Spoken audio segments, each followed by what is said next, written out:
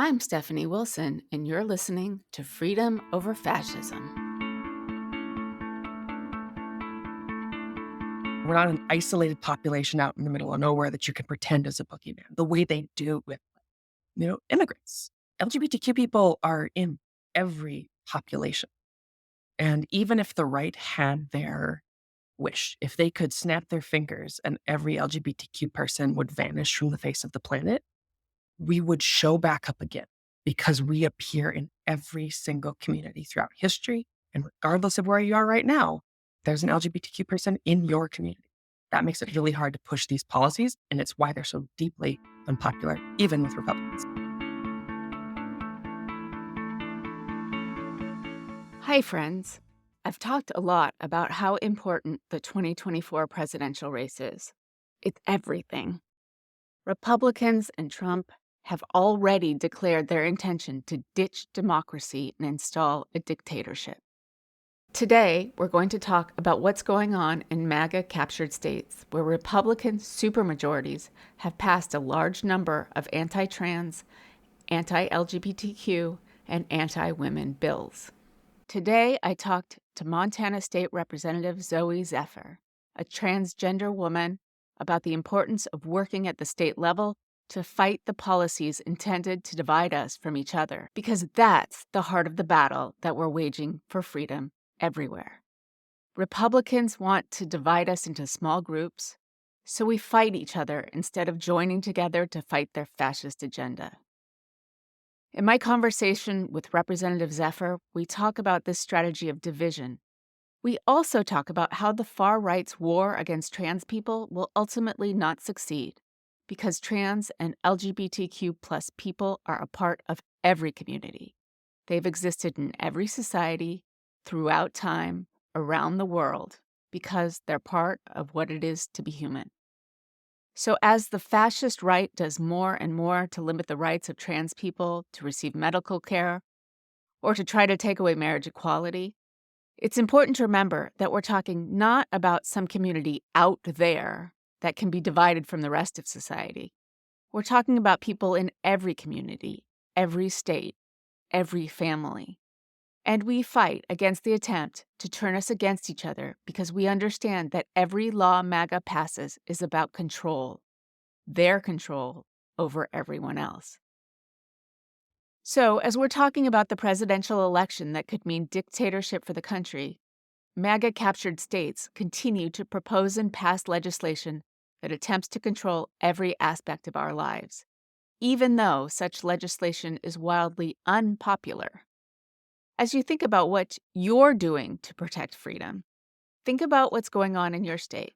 What will you do to help Democratic candidates win office in local, state, and national races? And if you're in a blue state, please consider adopting a red state or looking into how your state can shore up protections for those who might need to leave neighboring states to save their lives. As always, I ask that you help support this podcast by introducing it to someone you know in real life, leaving a review or rating, and supporting us financially on our website, www.freedomoverfascism.us, on our Patreon, or on our Substack. We have conversations coming up with really exciting guests, like the head of Arena, the founder of Run for Something, the former head of Emily's List.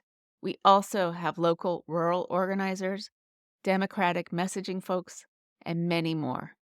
I hope you stick around for all that. Now for my conversation with Representative Zooey Zephyr. Representative Zooey Zephyr, welcome to Freedom Over Fascism. Thank you so much for having me here today.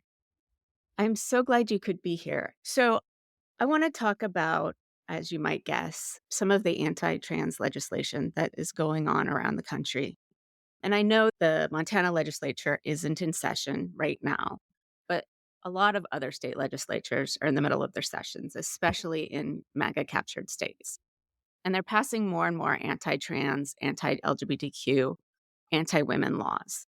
And right now, according to my research, 0.5%, 0.5% of U.S. adults and about 1.4% of youth identify as trans. So Can you talk about why you think there is such a focus on trans people in this legislation when not only are so few of people's constituents trans, but also so few people support the legislation? Yeah, I think that's a good point that you bring up at the end there about so few people supporting the legislation. We've seen from national polling that among Republicans, anti trans laws rank right at the very bottom of their own caucus's priorities. I believe it was 1% of registered Republicans said that uh, anti trans policies and also slash anti woke policies, they rolled them into one, only 1% cared. And we see this sort of coming to fruition with Vivek Ramaswamy and Governor DeSantis both dropping out of the race. Governor DeSantis really became the poster child for anti-trans policies, and we see him drop out. Vivek made a last-minute gambit on that in Ohio, trying to go all in, and wound up vastly underperforming. These policies aren't popular, and I think where it stems from oftentimes is this desire to create a boogeyman. Like we know that they're looking. It's actually probably a plus to them that we're a smaller percentage of the population because they believe that they can other us. And the difficulty that they're going to find themselves running into with this is LGBTQ people and trans people specifically aren't a boogeyman that exists wholly separate from, we're not an isolated population out in the middle of nowhere that you can pretend is a boogeyman the way they do with, immigrants. LGBTQ people are in every population. And even if the right had their wish, if they could snap their fingers and every LGBTQ person would vanish from the face of the planet, we would show back up again because we appear in every single community throughout history. And regardless of where you are right now, there's an LGBTQ person in your community. That makes it really hard to push these policies. And it's why they're so deeply unpopular, even with Republicans. So it's your belief that they're pushing these policies in their attempt to other lots of different groups or LGBTQ first, trans people first? Yeah, so there's a handful of things going on there. There's the looking for a boogeyman, sort of politically side of things. Part of the far right is looking for that boogeyman specifically to try to figure out how they can ideologically capture their own party. We watch within the Montana legislature dozens of Republicans who have told me, God, I wish I could vote against this hateful policy, but they're going to primary me. They're going to come after me because it's really this rabid subsection of the Republican base. And they're afraid that they're going to be portrayed as not conservative enough within their pride. So we see that attack tactic politically. And then there is a subset of the party, a very small subset that are, quote unquote, true believers in much of the same way that they were never just targeting, trans people in athletics or trans people under the age of 18. We see bills passing now, banning care up to 26. The attacks are never about trans people entirely. They're going to branch out to LGBTQ people. We see the way this dovetails with abortion access. In 2023, the Nebraska legislature, they were filibustering a piece of anti-trans legislation. And the way the Republicans got that bill across the line was to amend it to be a combination anti-trans, anti-abortion measure. They are pairing their attacks, and we're seeing these as the legislation comes in 24 as well. So the population doesn't really support it. And we've seen over and over again when people are able to vote for policies directly on the ballot that they reject anti abortion policies, or maybe we should switch it and say they affirm bodily autonomy, which is a much more inclusive term that incorporates both trans people and bodily autonomy for anybody, including women or people who are capable of being pregnant. If so few people support it and given the chance, people will reject it, is it just the fear of the ultra right, or is it something more? That is a great question. We saw the rainbow wave in 2022 of politicians, and then they came back in 2023 and doubled down with the most horrendous slate of anti-LGBTQ legislation, over 500 bills that year. And then in 2023, we saw the way they failed at the polls then.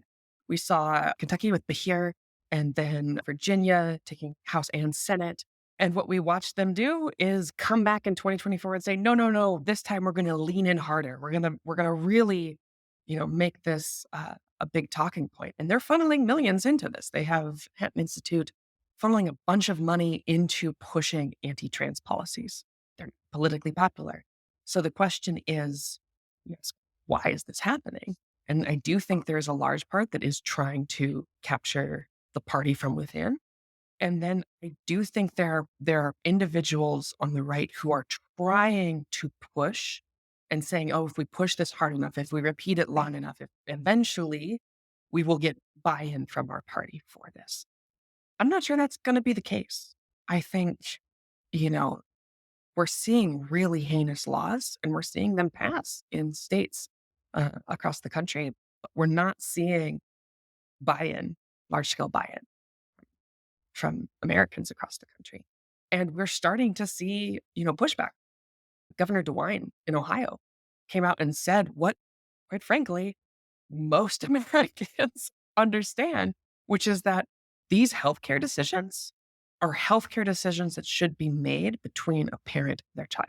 People get that by and large. You talk about bodily autonomy in Montana.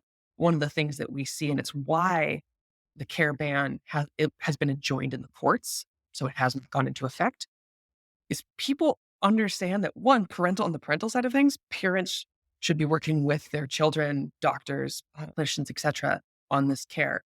Two, it's not the government's place to come in here and say, no, no, no. We follow best practices in all sides of medicine, except for this one. In this one, we get to tell you that's just not how government should be functioning. That's not our job. It's not your job. And yet they are saying that, they're coming between medical decisions between a parent, a child, and a doctor, or a person and their doctor, and between pregnant people and their doctor. So my sense is that it's about control and trying to divide us against each other. I heard somebody talk about it in the context of foreign interference, but I think it's all part of the same thing is from without and within, they're trying to atomize the population, trying to break us into little tiny pieces and fight against each other.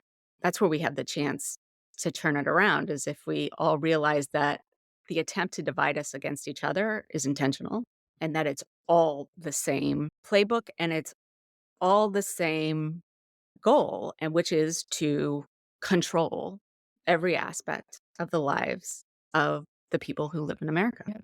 You have really two interesting threads there that you're pulling. The first of which is the control side of things, and the second of which is sort of the atomization, the fracturing of American communities by pretending there is this threat coming to destroy the community. And I think it's really interesting how that functions, because how those two things work in conjunction with one another. We see legislation, by its very nature, when it comes forward, it'll say, hey, this bill is about insert topic. It's just about, we really want to talk about this particular book that we think shouldn't be here, or we really want to talk about, hey, healthcare under this narrow circumstance.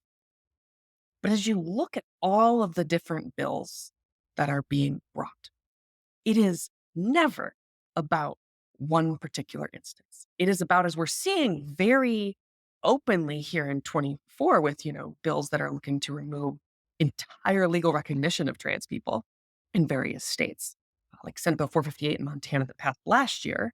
You watch these bills come forward and you see the way that the attacks are all about control and all encompassing. The government is going to jump into your life and say, yes, no, yes, no, yes, no, down to my birth certificate, driver's license, burial information, etc. And Interestingly, when they stand up and talk on these bills, they say, oh, it's just about this. But when you look at the people who are fomenting the anti-trans, anti-LGBTQ panic, they are not talking about one narrow band. And the angry person who goes into a Target and, tears down the Pride display or pulls the Sports Illustrateds off the shelf in a rage isn't thinking to themselves, oh, you know what? I wish there were this sort of regulations. I wish, the NCAA had a, year longer wait period when it came to HRT. They are consumed with anti-trans rage and anti-trans panic. And that is part of the goal to split apart the community. And the interesting thing is, by and large, behind the big media pushes, it doesn't really happen.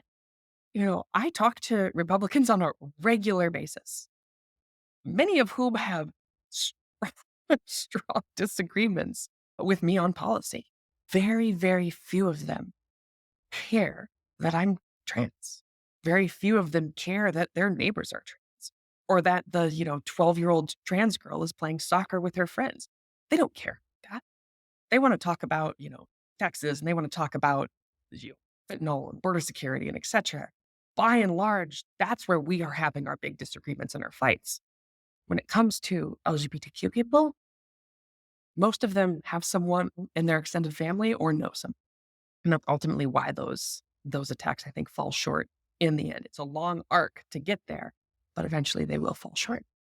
One of the things you said where they want to talk about fentanyl and the border, I think is it's the same charge, and this is from the far right, that they are infecting our culture and our blood, and therefore they must be stopped. And that they can start with trans people, or it can start with LGBTQ people, or it can start with Jews, or it could start with Spanish-speaking people, or it could start with anyone you wanna choose, but the point is that they exist. And they are looking for others. And it's why, Yes. we see the way in which the sort of a target du jour ebbs and flows. And, there's moral panic around gay people.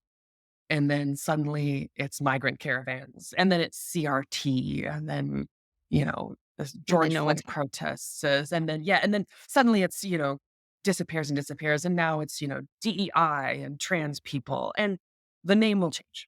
And again, largely you have it seeking to find communities to other. And the more we work to make those communities feel a part of ours, a part of the communities, I think about we had in my city of Missoula, Montana, in 2020, a group of Afghan refugees that Mhm. came in.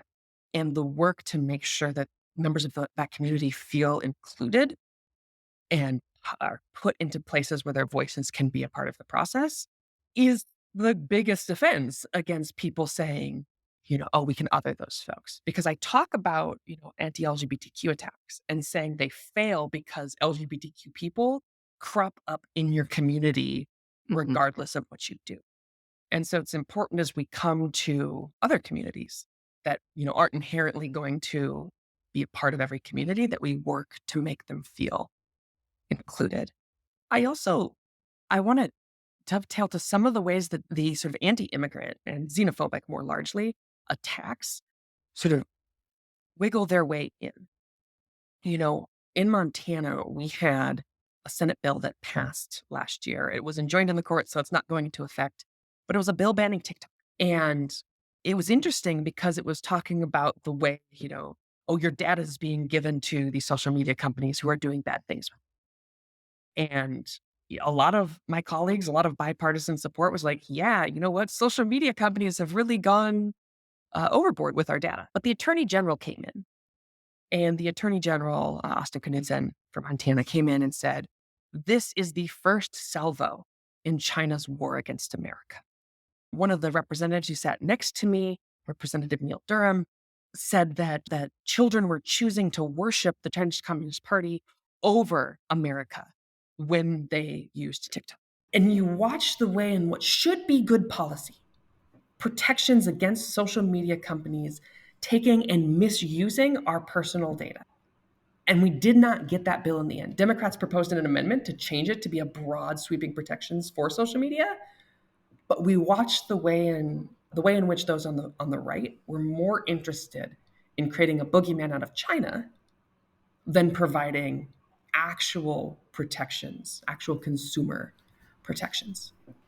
And that's just one of the ways they wiggle the xenophobia in. And truthfully, you can look at TikTok and say, we really do have a national security problem here because China gets to define what the algorithm is. And so, in some sense, China gets to say who sees more of what, right? And so, once again, it can have an effect on atomizing the American population, which is not xenophobic. It's the way things are. I mean, Zuckerberg has that data and has the ability to change the algorithm. Elon Musk has completely decimated Twitter. Yeah, and you talk about sort of destructions of public squares and the way that control gets used and leveraged in public squares. And so you look, and one of the things we talked about this bill is it said, Chinese government is going to have your data or you have your information and can use this in any way, shape, or form. But there was nothing saying that, Meta or X could not sell your data to a foreign national company to do the same thing. Now, when it comes to national security, that is really solved at the federal level. We watched, I think it was Grindr, that was owned by a Chinese company and had to get divested and shifted to an American company.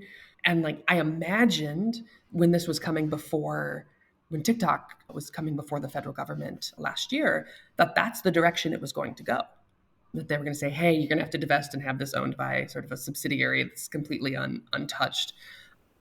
So I want to shift a little bit and ask you, a lot of these red MAGA captured states are passing these laws, whether they're actually going into effect, anti-trans laws or not. And then there are states who are sort of in the middle. And then there are states that proclaim themselves to be safe states. I live in Massachusetts. We have laws protecting trans people and medical care and all of that. There are other states. What do you see as the importance of safe states? And where do you think that people who live in what they assume or think are safe states are maybe not seeing the whole picture? Yeah, I think that's a great question. And I think the first place we have to start with is the impact that safe state legislation has already had. We looked at Attorney General Ken Paxton from Texas, who sought medical records of people who had left the state to receive gender affirming care and went after Seattle Children's Hospital and said, give us that patient data. And Seattle Children said, Washington passed a safe state law. We can't give this to you, and we're not going to. That protects LGBTQ people who had to flee Texas to receive care and to receive the care that saves their lives. So that's on that side of things. When it comes to what people who are living in blue states can do to help, and how do they perceive the issue of LGBTQ rights, it's important. I think that it gets made out to be both better and worse than it is in red states. And there's a passivity in blue states. I've talked to a lot of people from states, particularly in early 23, who are like, well, I can send you $20, but I can't do much else because, my state's great. And it was like, actually, you need to pass these safe state laws. Actually, if you're in California, the governor vetoed a couple. You need to put pressure on your legislator to override that veto. You need to push, because what we are seeing is the right is going so far in these, as you called them, MAGA captured states, to make life, the conditions of life, impossible for LGBTQ people on the ground. That having safe states to go to or to receive care from is hugely important. On the other side of things, I think there are people in blue states who envision red states as, almost the wastelands of, no care here, or there's no community there. Or, if you are an LGBTQ person, why don't you just leave? Come to Massachusetts, come to Washington. But we can't, for the same reason that the anti-LGBTQ policies will fail.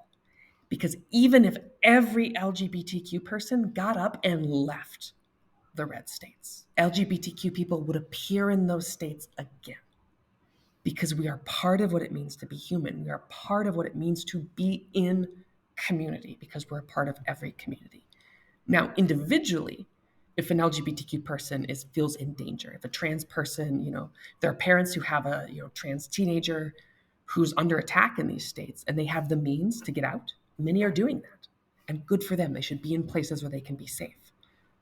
But as a whole, our community needs to be in these spaces, fighting for representation, because there will always be LGBTQ people in these places. I think that is a really important thing to focus on. And one of the things that I'm trying to do with this podcast and with my time and energy is, for those of us that are in blue states, you don't have to say, oh, sorry, I can't do anything. You can adopt a red state. You can start working there. You can put your money, you can put your time. Like, I work in Indiana and live in Massachusetts. And you know what? It works. It helps. And people don't begrudge it. Yeah, there's that side of things. You can obviously help support candidates in red states. You can get involved in sort of grassroots movements in those states, because we know that protecting, abortion access, protecting gender affirming care, protecting voting rights in our democracy is a fight happening individually in each of these states. And they try to sort of cordon off states to make it harder. But also, Montana, we have a trans representative. We have a non-binary representative. Washington State doesn't. Massachusetts doesn't. There are places that you think that are blue where either the size of the state or because it felt safer, people, didn't feel, trans folks like me didn't feel that need to, like, oh, I've got to get into government now to try to help protect my community. I've got to try to get into government now to fix these attacks. So look in your own state as well. Turn inward, because those are the people who are going to be able to push for better policy. If we get a trans person in Massachusetts or New York or Connecticut, Maryland, etc., suddenly those folks can help push better policy in the states that people think are blue.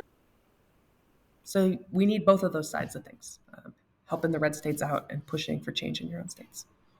Local, local, local, local, local. Right. And one of the people one of the people that I first interviewed for this podcast last year is Veronica Pedrell. She is the first and I think only elected trans person in Indiana, and she was city council. Now she's running for state house. Yeah.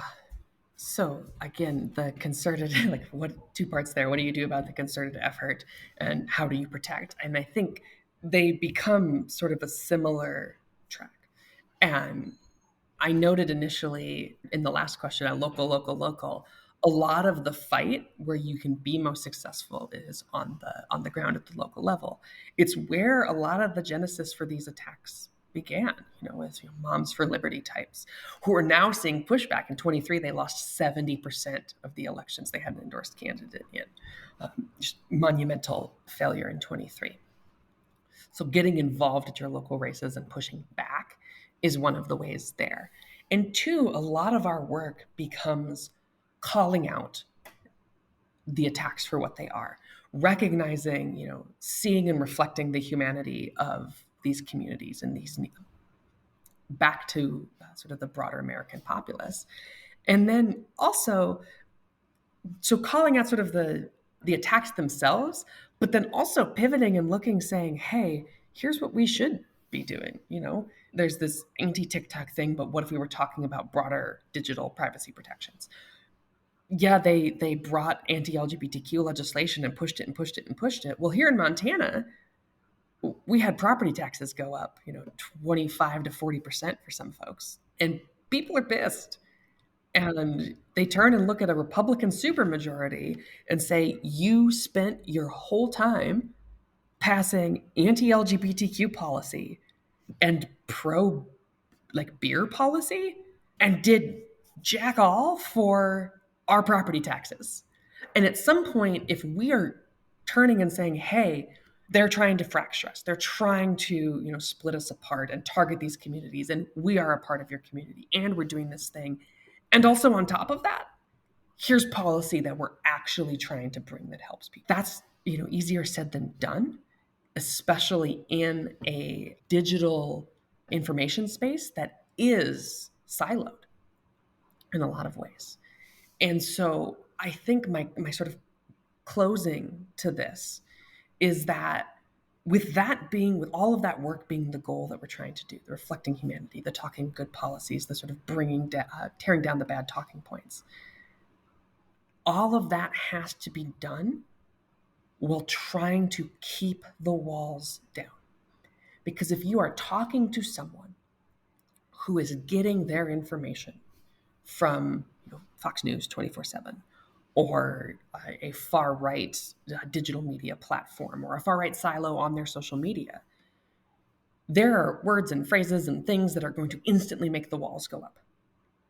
And so our work, and the hard work, becomes keeping those walls down. I talked when I was campaigning and much in my time as a legislator, I promised myself 3 things, that I would approach every conversation with the following 3 things. Believing that the person I was talking to came to their beliefs genuinely. Number 2, that they believed that those beliefs were nuanced. And 3, that they were willing to change their mind if presented with the right information. That's not true of everyone, but I certainly believe it about myself and the ideas I hold. And I have found that if you bring that into your conversation with people, you help keep those walls down. And that helps them begin to understand LGBTQ people are in our community. Actually, these policies that are just targeting, that are anti-China and not actually national security, are fomenting xenophobia against people within our community. How do we handle serious data privacy concerns while caring for our community?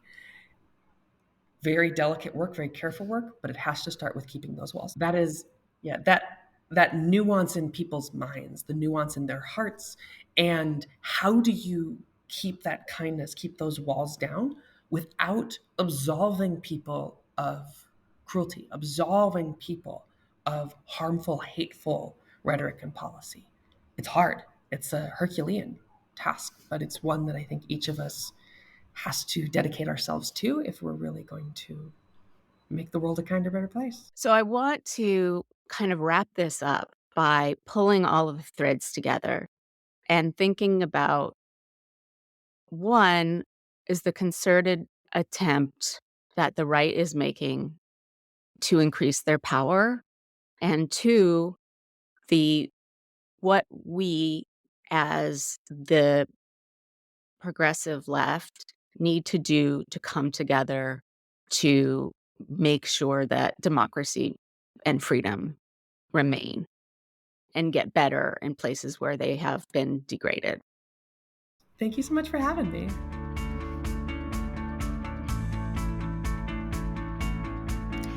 Thank you for listening to Freedom Over Fascism. And thank you to our editor, Benji Wilson. Please join our Patreon at patreon.com/freedomoverfascism. Subscribe wherever you listen to your podcasts, and please drop us a rating or review on Apple Podcasts. We thank you for choosing freedom over fascism.